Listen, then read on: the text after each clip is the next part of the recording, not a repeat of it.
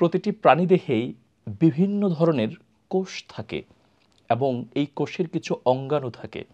আমাদের মানবদেহেও বিভিন্ন ধরনের কোষ রয়েছে এবং সেখানে কোষের ভিতরে বিভিন্ন ধরনের অঙ্গাণু থাকে। তেমন করেই একটি অঙ্গাণুর নাম হচ্ছে লাইসোজোম, যে অঙ্গাণুটি আমাদের শরীরে থাকা পুরনো এবং অপ্রয়োজনীয় যে কোষগুলো রয়েছে সেগুলোকে সাধারণত আহার করে থাকে।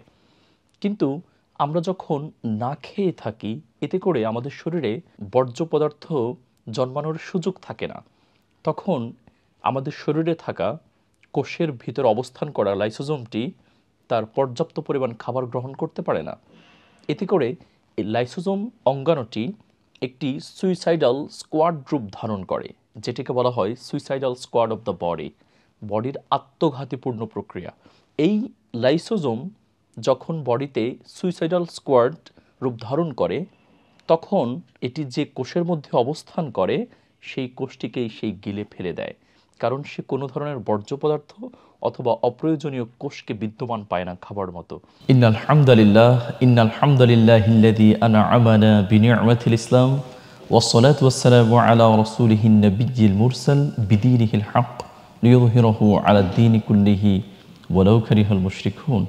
সম্মানিত প্রিয় বন্ধুগণ, আমরা সর্বপ্রথম সে মহান মুনিবের দরবারে শুকরিয়া জ্ঞাপন করছি যে মহান আল্লাহ রাব্বুল আলামিন আমাদেরকে দীর্ঘ একটি বছর পর আবারও পবিত্র মাহে রমাদানের আমাদেরকে সৌভাগ্যের সাথে নিয়ে এসে পৌঁছিয়েছেন।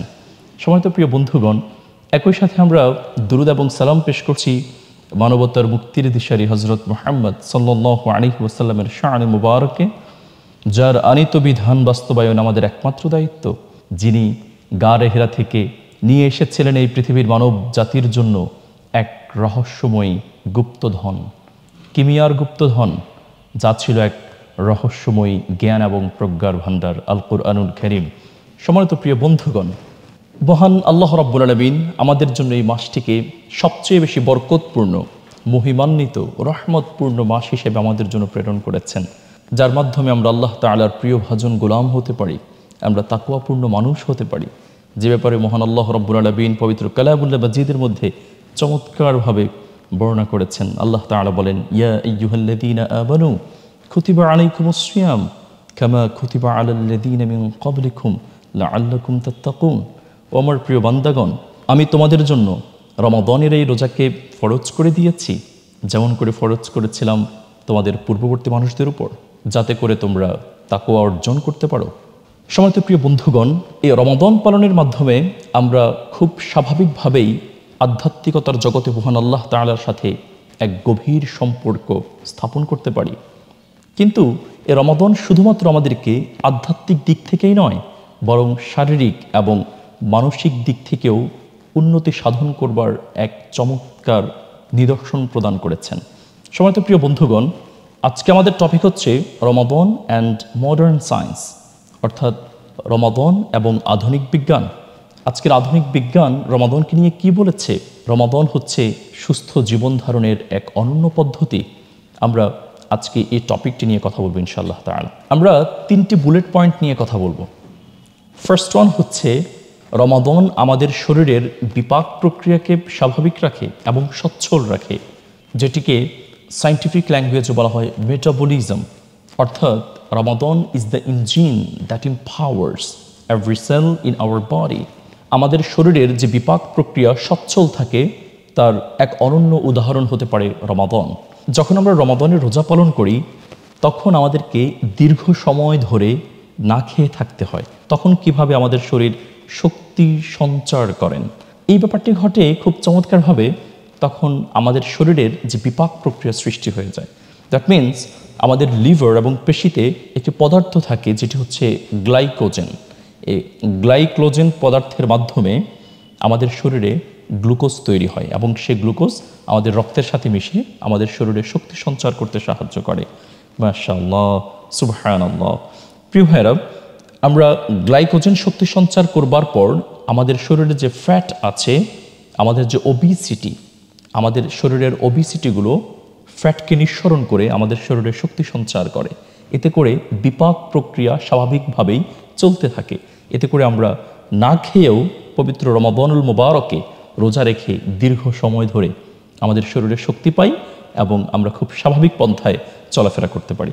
সম্মানিত প্রিয় বন্ধুগণ, এই যে এটিকে সায়েন্টিফিক ল্যাঙ্গুয়েজে বলা হয় মেটাবলিজম, বিপাক প্রক্রিয়া।